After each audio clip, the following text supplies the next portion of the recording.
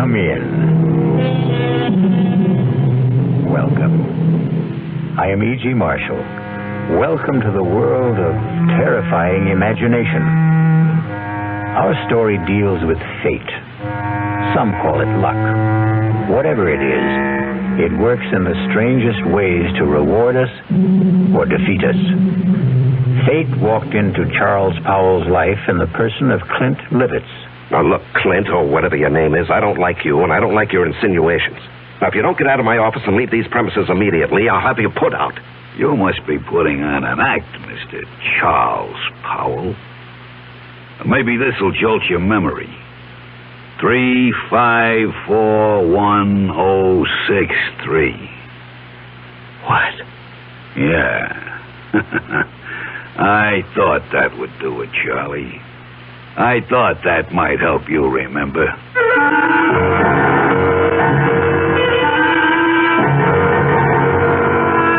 Our mystery drama, No Hiding Place, was written especially for the Mystery Theater by Sidney Sloan and stars Larry Haynes. It is sponsored in part by the Kellogg Company, makers of Kellogg's Special K cereal.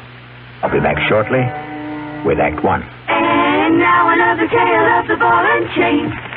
At Kellogg's Special K presents Overweight on an overnight train. Is the seat taken? Please, sit down. You have exceptional legs. But why is one of them attached to a ball and chain? This ball and chain? It's a symbol. Funny, I would have sworn it was a ball and chain. I mean symbolic.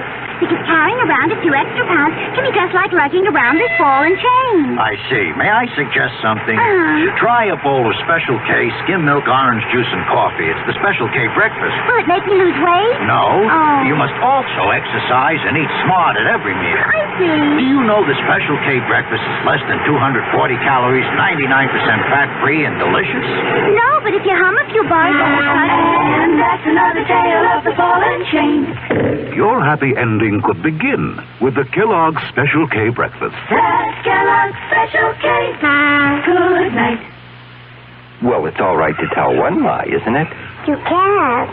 Then how about lying just a little bit? Not a little bit. You mean you can never lie? Never. Well, why not? Because when you tell a lie, Yeah. it gets stuck inside your heart. You mean that just one lie will make your heart dark? Makes you sad, too. Oh. Then what should you do if you tell a lie? Well, you just say I'm sorry. And then what? Then the light goes inside your heart. Oh, the light goes on? Yeah. Oh, a light doesn't really go on in your heart, does it? Yes, it does. Well, how do you know? Because the light in your heart will shine in your eyes. Oh. And then you'll be happy. I wonder why people tell lies. I wonder why, too.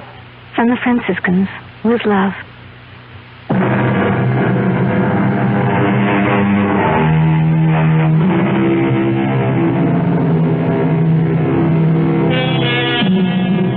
Everything looked right to Charles Powell that crisp September morning when he walked into his executive office at the J.P. McCready Company. And why shouldn't it? Charlie Powell was a big shot there. At 37, executive vice president of one of the largest manufacturers of heavy construction equipment in the country. And he had done it all in less than 12 years. It was a real-life Horatio Alger story, even to his being engaged to J.P. McCready's daughter, Allison. How could anything go wrong? But it did, the moment he walked into his private office. Yes, Elsie. There's someone to see you.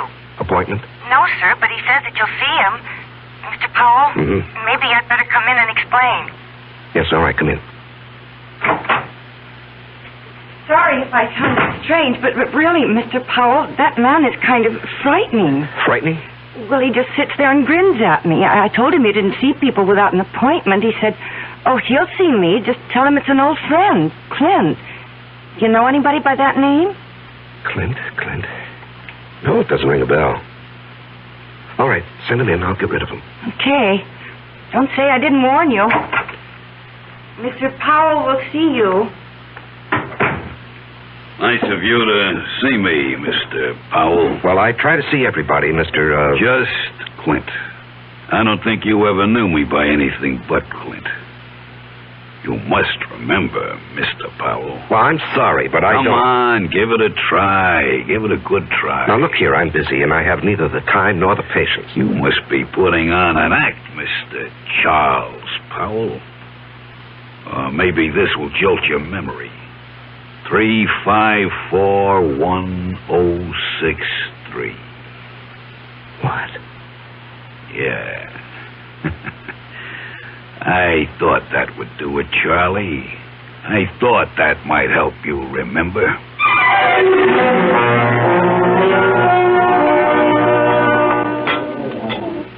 Charles? Oh, I'm sorry, Mr. McCready. I guess I was daydreaming. Something bothering you, young man? Oh, no. I hope not. Here I take you to the best French restaurant in town. You pick at your food, gaze into space, send your dinner away hardly touched. Oh, did I send all that good food back without eating it? You did? I particularly wanted to see you alone, Charles, because I have a little news for you. News? What kind of news, Mr. McCready? And that's another thing. You're so damned formal with me, Mr. McCready. Do you realize that in exactly 5 weeks you're going to be one of the family? Yes, of course I realize. How could I overlook it when Allison keeps reminding me regularly? Very well, then. Do you think it proper to call your father-in-law to be Mr. McCready? If you don't start calling me John... Okay. John, it'll be. I'm going to leak a little information to you. Yes? As you know, I've been thinking of stepping down from the presidency of the company. Yes, well, it has been rumored, but I wish you'd reconsider. Now, sincerely, the place wouldn't be the same without you. Oh, I'll still be there, Charlie. I'm not giving up my stock. The name of the company will still be J.P. McCready Company. The only difference will be that you will be sitting at my desk. Sitting at your desk? Well, I thought Hedges was slated to take over when you stepped down. No. Well, Tom was seriously considered, but he's a bit too old for the job. No, the company needs young blood. Well, I'm really bowled over. I've watched you grow. Come up on merit, ability. You're going to go far, my boy. Of course, the board will have to vote on your appointment, but... that, as the saying goes, is in the bag. Well, there's something you've omitted, John. You haven't asked me if I wanted the job. Is it necessary to ask? I remember another lunch with you several years ago. We got talking about ambitions, and you said that you would never be satisfied with second best. It had to be the top job, or you'd move on. Yes. But that was before this morning. What? Nothing. Just mumbling. I'd like to know how you feel about it, Charles. Well, even to be considered for the position is an honor, Mr. John. And your answer? Let me think it over. I must think it over.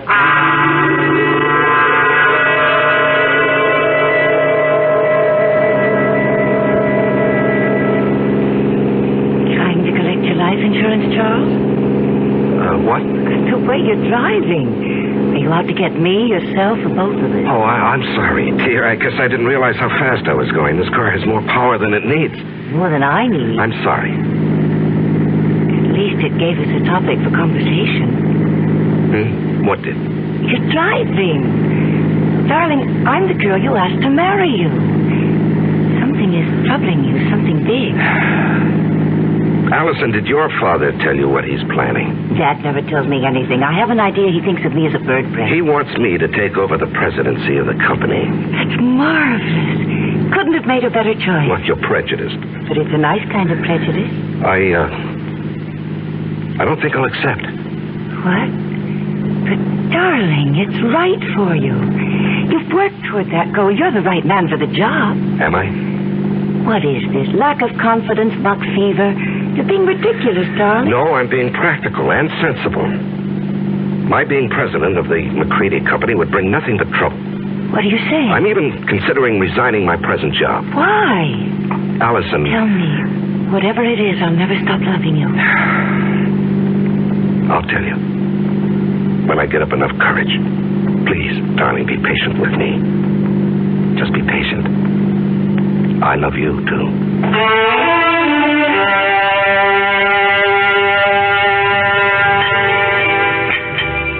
So you finally got here. Thought you were going to forget our appointment. You didn't really think that, Clint. Oh, I knew you'd come. You wouldn't dare not to come. Sit. You got it with you? Yes, I've got it. Small bills. 5s, 10s, as specified. Let's have it. Here. And a pretty manila envelope, too. Nice and neat. Thanks. Now, look, I don't know how much longer I can do this. You'll do it as long as I say. And if I run out of money? You'll just have to scrounge around and find more. Well, I'm thinking of quitting my job. You wouldn't want to do that, Charlie. Well, suppose it gets too much for me and I say, go ahead, spill what you know. No, you wouldn't do that. You're going to marry a very rich girl. A couple of extra yards ain't going to change your manner of living. Even a couple extra grand. How long are you going to suck my blood? I don't like the way you put that, Charlie.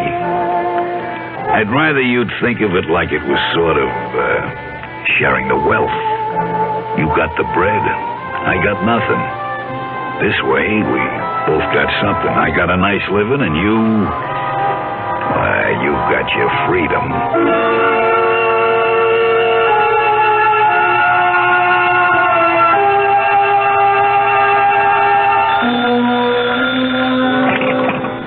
Hello? Charles? Oh, yes, Mr. yes, John. Sorry to bother you at this hour. You wanted to sleep, were you? At 10:15, no.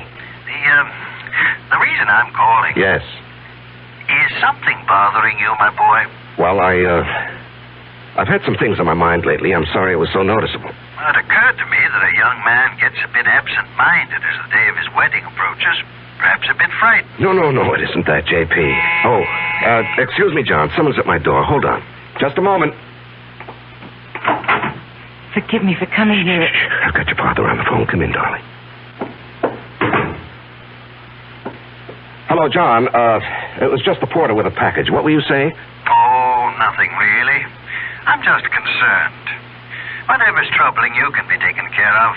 I'm backing you all the way. Well, I appreciate your feelings, J.P., but there really is no cause for concern. I'll snap out of this in a day or so. Good. It's reassuring to hear you say that. Now, forgive me for disturbing you. No, I wasn't disturbed. Thanks for calling. Good night. Good night, J.P. Even Dad notices that something is wrong. Yeah. I haven't seen you in 3 days. You trying to tell me something? All I want to tell you is that I love you very much. From a distance. I called you at your office twice this afternoon. Allison, I can't keep this from you. I thought I could, but every day, every hour, it grows bigger. Until now, it feels as though it's going to engulf me. And you, our life, everything that has meaning for me. Darling. No, hear me out. And then if you want to go out that door quietly, I won't say anything more, and you can forget that you've ever known me. Loved you? Are you trying to say you don't want to marry me? That you stop loving me? Darling, it's because I love you that I'm going to tell you. I considered keeping the whole matter from you, writing out the trouble and probably overcoming it. Darling, how little you know me. No matter what the trouble is, I want to be with you. If you want me. Allison, I'm a fraud. What? I'm not Charles Powell. It's a name I assumed to hide my real identity. Want me to go on? Yes, darling. Go on. At the age of 22, I was charged and convicted of murder and sent to San Quentin for life. I was innocent. Evidence, circumstantial evidence. Court-appointed attorney who didn't know what to do or didn't care. A weak effort to appeal, which was refused, and there I was, at 22, in prison for life. Chance of a parole only after serving 20 years. I'd be old, all my young life confined in prison. So, when I had a chance to get out... You escaped. And ran for 2 years. Do you know what it means to be hunted? You can't get a job. You have no place to live. You can't ever sleep for fear someone will see you and turn you in. Oh, darling. I was ready to give myself up when I suddenly discovered that it wasn't necessary to run any longer. I picked up a 2-week-old newspaper and read a report of my death. What? Yes, a man had been burned to death in a flophouse fire. The only thing he had on him was something that I had kept, my only possession, a locket belonging to my mother. It had a picture of her taken when she married my father. And it had been stolen from me as I lay asleep in a freight car. I guess the thief thought it was gold. It was just cheap gold plate. And the man was identified as you? My mother and father's names were inscribed on the back. The man was so badly burned that the locket was the only thing that could possibly identify him. And after 2 years of hunting, the authorities were glad to close the file on Robert Hagen. Robert Hagen? Sounds so strange. The name doesn't fit you. Oh, it sounds strange to me, too, now. Darling, I'm innocent. I never did it. It was all a mistake. I don't doubt that for an instant, dearest. I only wish you'd never told me. I had to tell you. You see, someone knows who I am. He's blackmailing me.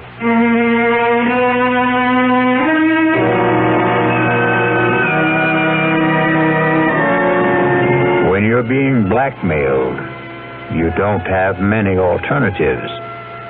Charles Powell's whole life, his future, the happiness of the woman he loves, all hang by a very thin, flimsy thread. I'll be back shortly with Act 2. I'm Hy Brown, producer of Radio Mystery Theater. And as you may imagine, I'm excited about this new adventure in modern radio, this new statement of radio's marvelous power to stir the imagination. Now, we're wondering about your reaction, about who you are and how you like what we're doing. So to encourage you to get in touch with us, we're holding a drawing for 3 weeks. 50 prizes a week, 2 AM/FM stereophonos, 2 travel clock radios, and 46 anthologies of modern suspense. Just mail us your name and address, and you're eligible. Of course, we'd like knowing whether your glad radio drama is back, but name and address will do it. To Mystery Theater, Box 50, Radio City Station, New York, 119. That's Box 50, Radio City Station, New York, 119. Offer good everywhere unless locally prohibited. It's always a pleasure to add beautiful new furniture to your home. And it's even more a pleasure when you can save substantially on its purchase. You can do both this week at Adele Hunt's, 7015 Snyder Plaza during Adele Hunt's great winter furniture clearance sale. Take advantage of Adele Hunt's staff of professional interior designers at no extra cost, of course, and save on such famous brands as Henredon, Drexel, Thomasville, Lazy Boy, and many others. For instance, there are exciting accent pieces on sale from Baker, Tomlinson, and Irwin Lambert. The hundreds of fine values in bedroom, dining room, living room, and occasional furniture may not be equaled again. Even a large selected group of lamps and pictures are as much as 60% off the regular price. So shop early while selections are good during Adele Hunt's great winter sale. Adele Hunt's, 7015 Snyder Plaza, near the corner of Lovers Lane and Hillcrest in University Park, where Dallas buys with confidence. Open tonight till 9 p.m.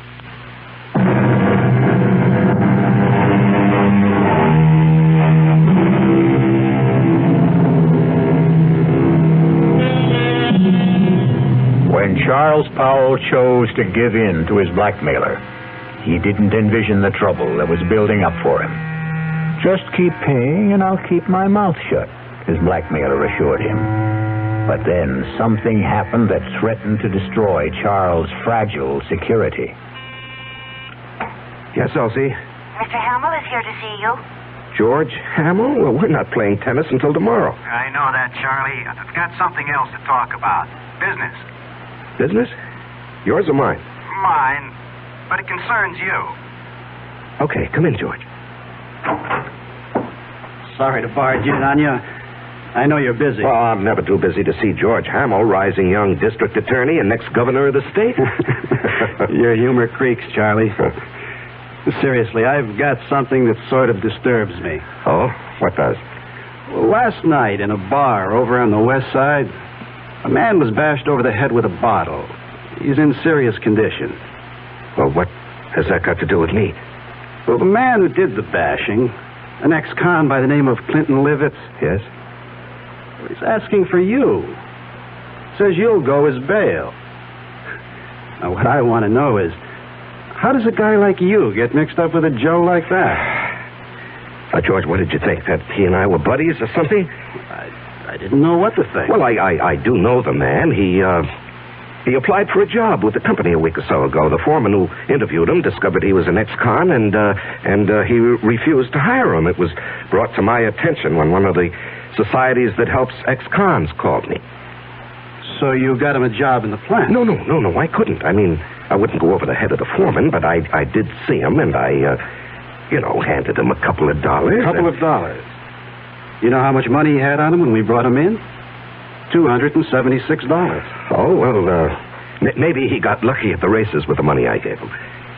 How much was it? Oh, gee, I don't remember. 15, 20. I just took it out of my pocket and handed it to him. It was a way of easing my conscience. I felt bad about the way our foreman had treated him. Well, take my word for it. This Clint Livitz is a bad customer. Stay away from him. What will become of him? We'll go back to the pen where he belongs. Well, what's the bail set at? $5,000. You're not seriously considering putting it up, are you? No, I was just asking. Because if you are, that's the last you'll see of your money. And for that matter, Mr. Livitz, he'll jump bail. Please, George, I'm a big boy now, and I think I can make my own decisions. Well, who would have thought it? Charles Powell Bleeding Heart. Now, look, we've been friends for over 5 years. When you were running for DA, I backed you with substantial contributions. I like you. You're my friend. Now, let's not kick that all out because of some stupid disagreement. No. Let's not kick it out. I'm sorry, Charlie. But I just can't understand what your connection with that ex-con is.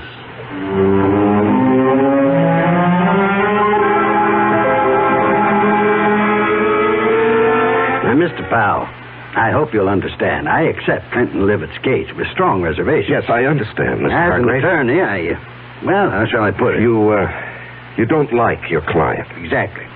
However, I shall do my best to get him off, or at least get him a light sentence. I'm extremely pessimistic about Mr. Livitz even showing up for trial. Yes. George Hamill also said he expected that Livitz would jump his bail. And you would forfeit $5,000. Yes, I know. And that doesn't disturb you? No, I don't believe he'll run. I see. You want to speak with him? He's been released. He's waiting in the other office. Not particularly. He says he wants to see you. Oh. Well, in that case, yes, I'll see him. Send Mr. Livitz in. I'll leave you alone. If you need me, I'll be in the other office. Now, come in, Mr. Livitz. Mr. Powell will speak to you. Thanks. I'll be back when you call. Just flip the switch on the intercom. Yes, I will. You sure know how to complicate things, Clint. Story of my life. Do you realize you could go up for 1 to 5 years for what you've done? No, it couldn't happen. What do you mean it couldn't happen? Because you wouldn't let it happen, Charlie. Look, even with the best lawyer defending you, he can't guarantee he'll win the case. You won't let me go to prison, Charlie. I'm doing my best for you, but... No buts. I'm not going back to the pen. Okay, you're not going back. Now, just suppose, during the trial, if things look bad... Yeah? We get you out of town and let you run for it. Forfeit your bail. Oh, you'd like that, wouldn't you? I'd be out of your hair, and all it would cost you would be the 5 G's for the bail. No. I'd give you a substantial sum. No, Mr. Powell. No sale. I'm too old to run. Well, suppose I got you out of the country. With a good hunk of bread stashed away for me? Swiss bank account. I don't know. Why don't we play it by ear?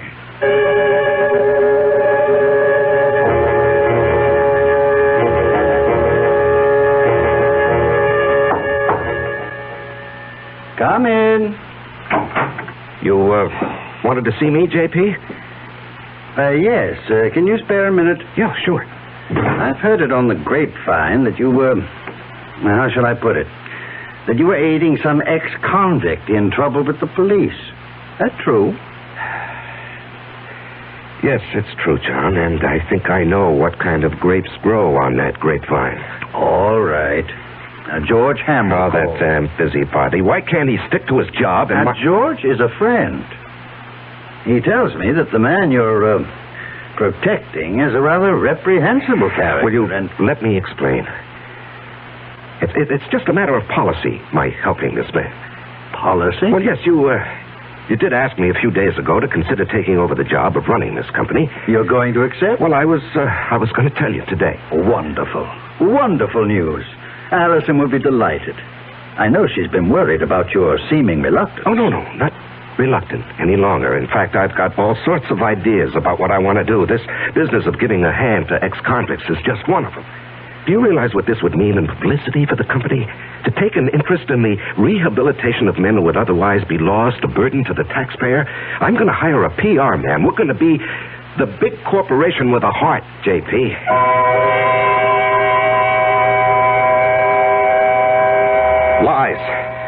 Lies, and more lies. How can I keep all these phony stories straight, Allison? It's like a long, dark tunnel with no ending. It will end, and it will all turn out all right. Don't lose your courage. No, I love you and need you. We'll worry this out together. You know what I've considered? What? Going to the authorities and saying, look, I'm Robert Hagen, the man you think died 13 years ago. No, darling, they'd throw you back into prison. Well, I'd hire the best lawyer. No, John, no. Please don't take such a chance. What would I do without you? Darling, I don't know how much longer I can stand this pressure. I've got to do something to free myself. Why not give him a lot of money and ask him to go away? Promise to stay away forever. In Hargrave's office, I suggested that he jump bail and get out of the country. What did he say? Well, when I mentioned a big sum, I didn't exactly say how much. A Swiss bank account. He was interested. Did he say he would accept? Well, we were interrupted, and he didn't say definitely. Offer him anything. Just get him to go. Well, how would I get a large sum of money together? I have some small investments, a fair bank account, but what he might want would be beyond me. You forget you're marrying a very rich girl. Oh, no, I wouldn't think of that. Don't give me that male ego business. I've got money. Dad was nice enough to give me a big hunk when I was 21. Now, look, Allison. With all my earthly goods, I thee endow. We're not married yet. You're not going to back out now, not after I've endowed you with all my earthly... Or is it worldly goods?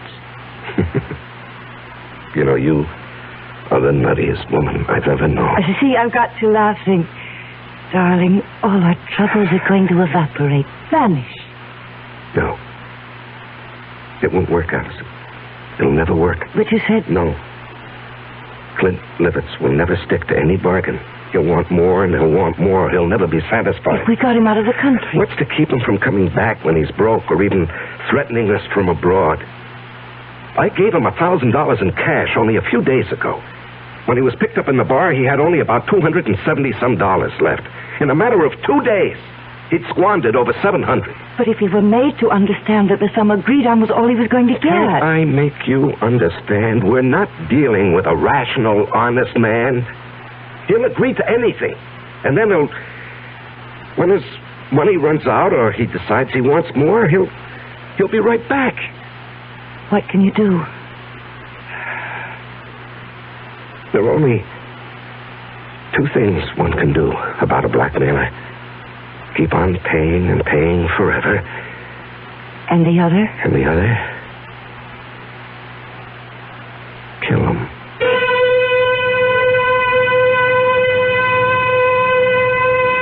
Just 2 ways to deal with a blackmailer. Charles now must face his conscience. The thought that has been in the hidden recesses of his mind has been spoken aloud. We will be back shortly with Act 3.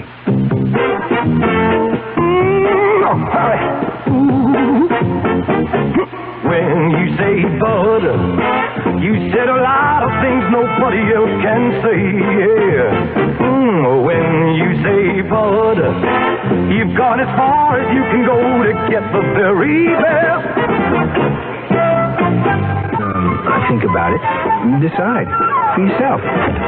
Well, sure, the Budweiser people really do believe that brewing beer right does make a difference. But even that's up to you. Because the king of beer is leading all the rest. When you say Budweiser, you said it all. Anheuser-Busch, St. Louis. Who knows how to help you solve your shopping problems? The Better Business Bureau knows. Honey, the TV set just won't work. Who do I take it to?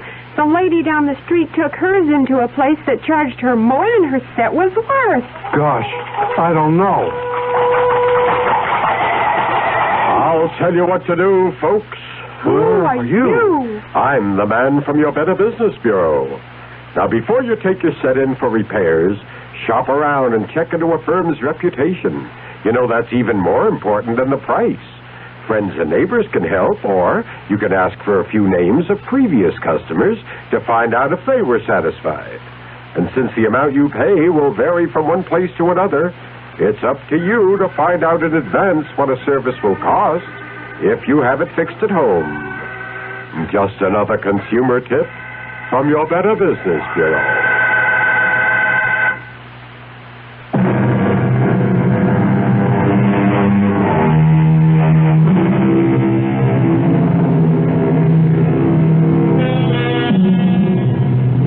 Charles Powell's life has reached a climax.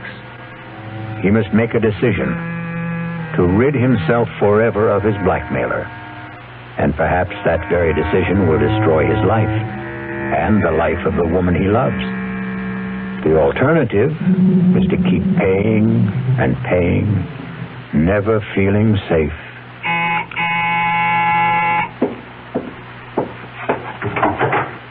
Oh, Allison, I was, You were expecting him, weren't you? Yes. I gathered as much when I called you at the office this afternoon. Aren't you going to ask me in? Yeah, come in. You were so evasive. Well, he, wanted to see me this evening. He, wants more money.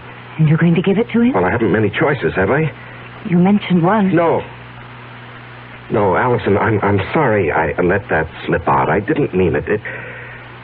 I couldn't go through with that if I wanted to. I could. What? Honey, you don't know what you're saying. I know very well what I'm saying. How long do you think you can keep this business hidden? Well, I don't know. Maybe forever. Look, he's not a young man. All those years in prison, the kind of life he's led. How many years do you think he has left? He could die tomorrow. He could do something tomorrow that would expose the whole game, and then where would we be? No, Charles, I love you. I want us to marry and live a good, peaceful life. How can we with all that hanging over us? Oh, Allison, darling, you don't really know what you're suggesting. Look, maybe if we could get him to leave the country. You said there were only two ways to deal with a blackmailer. To keep paying? No, to murder him is unthinkable. George Hamill asked me to stop by at his office this afternoon. Why? He's not stupid. The story you gave my father about helping ex-convicts as a public relations stunt didn't wash with him. He wanted to know what I know. Well, he was just fishing. The best way would be to make it look like an accident. Allison, Hear me out. A car accident. How? If I cracked up with Clint in the car, I might be the one who gets it. And what guarantee do we have that he would die? No, you can't be in the same car. If he were in another car and you were following him, and if you raced ahead of him and cut him off and forced him to crash off the road. Oh, if. It's too iffy. It's so impossible. It's so dreamlike. It was a dream. Last night I dreamt you were in a car with me. We saw Clint up ahead of us. I said, there's Clint ahead of us. Cut him off and make him crash. Faster. We've nearly caught him. Now run alongside him. Push him over. Cut in front of him. Then I woke up. I was calling out. I was afraid someone had hurt me. Oh, my darling. It was all so real. That's Clint now. Honey, you go out the back door. I'll phone you later. I'm going to stay and meet him. No. I'm staying. I've got something to say to him. He won't like your being here. Well, it sure took long enough. What's the idea, Powell? This is my fiancée, Allison McCready. What's she doing here? Will you come in and stop being childish? I ain't saying a thing. You got nothing on me. And remember, Mr. Powell, you got a lot more to lose than I have. You're not going to lose anything, Mr. Livitz. You're going to gain by my being here. Yeah? Mr. Powell has told me his story, and I agree that it must not get out. Go on. I've a lot more money than... Let me put it this way. Charles and I are going to be married. We want you to leave the country. I bet you do. Now, look, Clint, you'll do better by accepting our proposition. We intend to hand you $50,000. And an airplane ticket. One way. And never come back. And never come back. Well, I always wanted to travel, but... What? 50 G's, just chicken free. Well, that's all there is. Not enough. I'm thinking around $250,000. Out of the question. I'm not going to bargain with you. I can raise $100,000. No, Allison. It's worth it, Charles, if we can depend on Clint to wipe the whole matter out of his memory and just go away. Oh, you can depend on me. I'll keep my bargain. Then it's a deal? A deal. Good. It'll take about 10 days to raise the money. I ain't in a hurry. You are. And, speaking of money, that was the reason I, came tonight, Charlie. Yeah, here. That's $500. What? Instead of G like the last. That's all I could raise in a hurry. When that runs out, I'll have more. You went through that first 1,000 awfully fast. Well, I got rolled in that bar where I had the trouble. Oh, that reminds me. Your trial comes up in less than 3 weeks. Yeah. Lawyer called me at my hotel. To see if I was still around, I guess. Our plan is for you to jump your bail. I'll forfeit the $5,000 I put up for it. And get you out of the country. With a keister full of green. Hey, wait. I ain't got a passport. Oh, that can be arranged, Clint. Just leave that to me. Okay, friends. You got yourself a deal.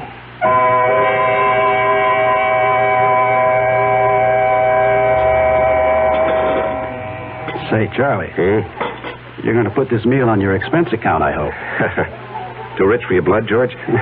Too rich for my pocketbook. That's JP's favorite French restaurant. Oh, yeah. Nice to have wealthy, high-paid executives for friends. I'm a simple man. I like simple things. And I like simple answers. Meaning? How long are you going to cling to that cockamamie story about your helping ex-cons rehabilitate themselves? Oh, it's the McCoy, George. That guy got something on you, Charles? Pardon, monsieur, the telephone for you. Oh, yes, thank you. Where is it? It is here, monsieur. I will plug it in for you. Thank you.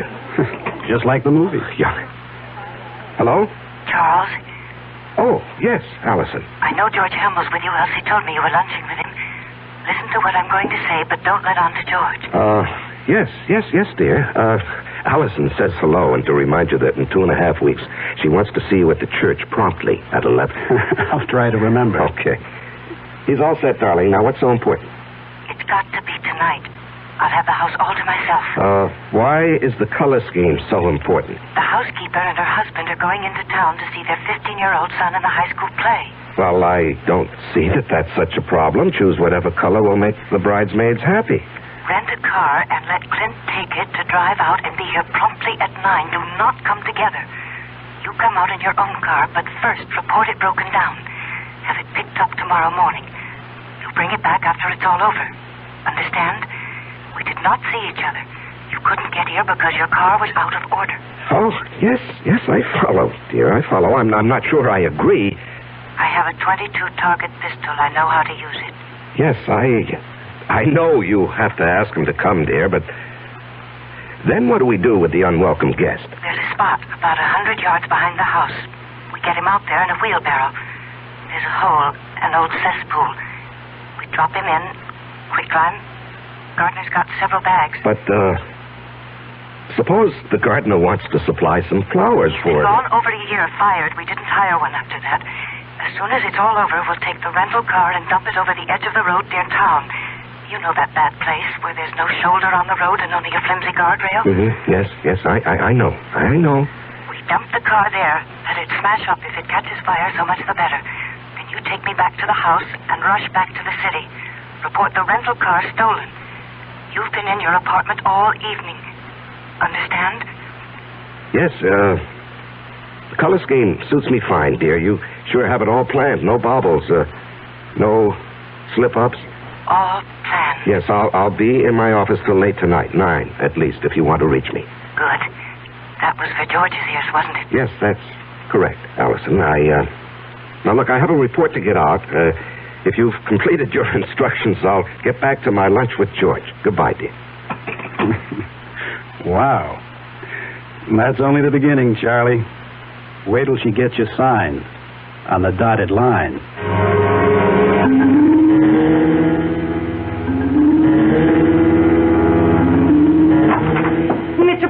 Mr. Powell, something terrible's happened. What is it, Elsie? There's been a terrible accident on the late shift. Man's caught in a machine. The big press, they said. Oh, good Lord. Has the hospital been called? I don't know. Well, call them on your phone. I've got to use this one.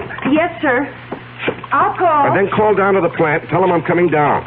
If it's what I think it is, the machine will have to be partially dismantled. Yes, sir. Hello? Allison, listen, there's a change of plans. Charles, where are you? I'm still at the office. Something's happened. It's 8:30. He'll be here at 9. Yes, I know. He has the rental car. I got it for him. When will you be here? Well, there's been a bad accident on the night shift. A man's caught in a big metal press. I've got to help get him out. But us? What about us? Well, when he comes, stall him. Just tell him what happened, why I'm delayed. I haven't got the money, Charles. Tell him I'm bringing the money, the airplane ticket, and the passport. Just stall him. I'll do my best, but hurry. He scares me.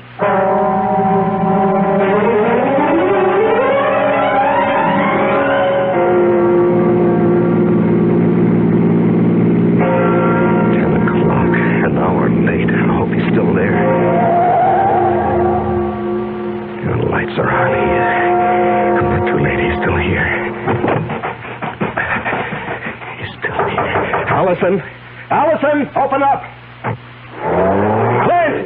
Clint, don't leave. Clint, wait. Will you wait? I'm here. Clint. I gotta stop him. I gotta catch him.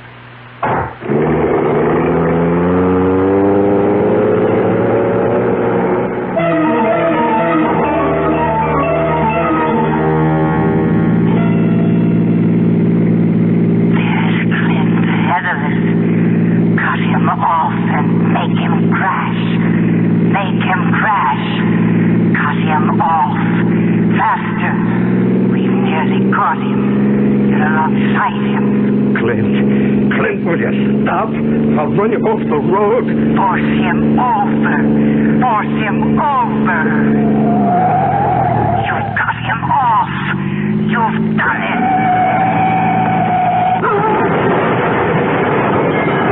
Chris and Bernie. Let him burn.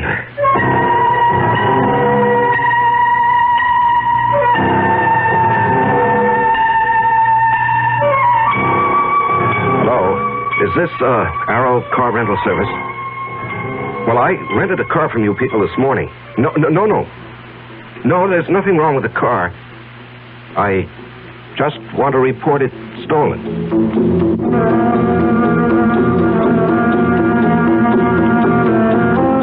The City Foreign Car Service? Look, I asked for my car to be picked up in my driveway. It's still here, and I called, or rather, my secretary called at 10 this morning. My name is Charles Powell.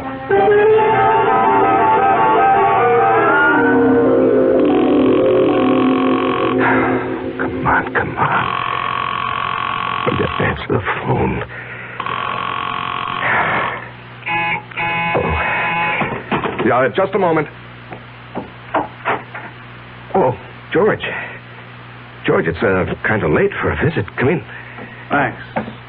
I was just trying to phone Allison. Boy, what a night this has been. There was an accident at the plant.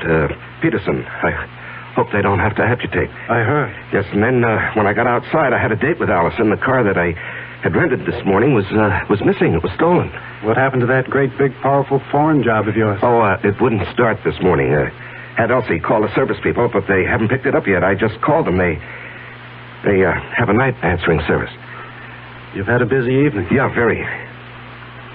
Well, I think I can clear up one of your puzzles, Charlie.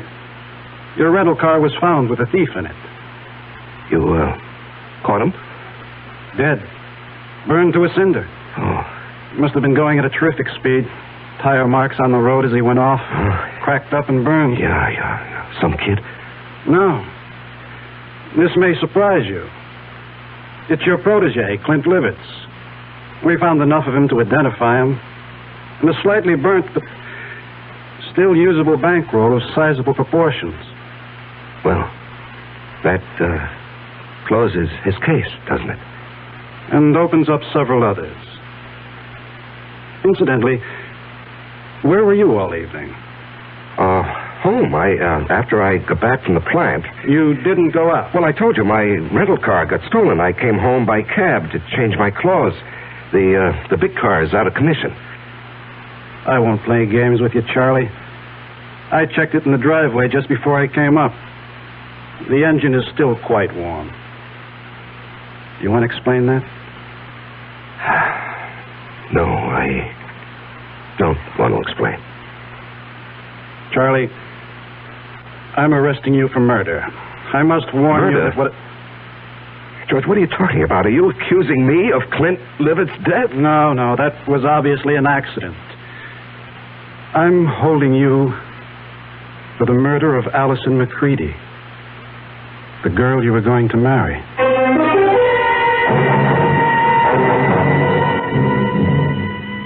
And in conclusion, ladies and gentlemen of the jury, my prosecution of Charles Powell, or Robert Hagan, has been a painful task. I was his best friend. It was difficult to believe that he would kill the woman he loved, but the evidence is conclusive. Charles killed his lovely fiancée because she discovered his real identity, an escaped convict, a killer sentenced to life for another murder. The testimony of the housekeeper, Mrs. Francis, cannot be doubted. She did not leave the house as he thought. She saw him run from the house, jump into his car, and race away. And then she discovered the body of Allison McCready shot through the head.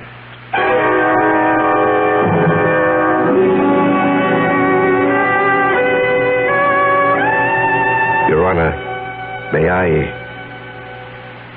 make a statement before you pronounce sentence?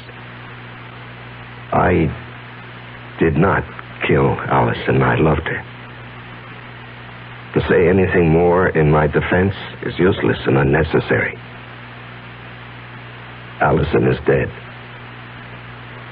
All I ask is that I be given the chance to follow her. Swiftly. And efficiently.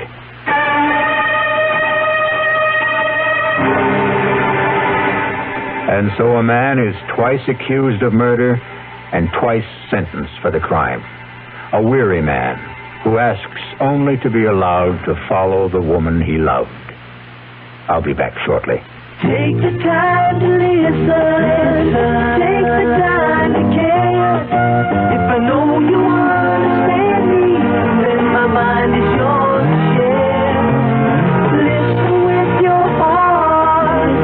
Listen with your mind. When you really listen, love is what you find. How do you do, sir? My grandmother just died. I'm so happy for you. Meet Mrs. McNulty. How do you do? Did you know you have spinach on your teeth? Oh, that's wonderful. This is Mr. Jackson. Nice to meet you. I have bubonic plague. Oh, yes, Mr. Plague. Meet Miss... Reception lines aren't the only places people don't listen. When you listen, love is what you find. A thought from the Church of Jesus Christ of Latter-day Saints, the Mormons.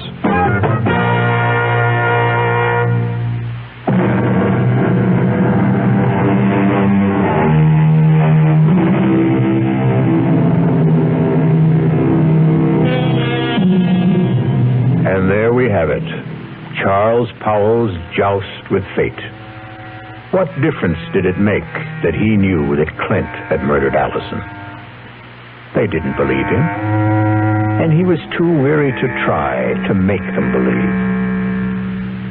Our cast included Larry Haynes, Ann Meacham, Jackson Beck, Sidney Walker, and Tom Keener. The entire production was under the direction of Hyman Brown. Now, a preview of our next tale. I don't understand it. Tub's bone dry, ma'am. Hasn't been used. Now, not tonight, anyway. His clothes. Howard's clothes. He'd empty his suitcases and put his clothes in the closet. Here's his suitcases, too. Just ladies' clothes. Yours, ma'am? Yes. Hey, look, this dream you had. It was no dream. Okay, so maybe you imagined... I didn't imagine anything. Do you imagine a husband? Do you imagine a month-long honeymoon? Do you imagine a man in a chair with a knife in his chest? Radio Mystery Theater was sponsored in part by Anheuser-Busch Incorporated, brewers of Budweiser. This is E.G. Marshall inviting you to return to our Mystery Theater for another adventure in the macabre. Until next time, pleasant dreams.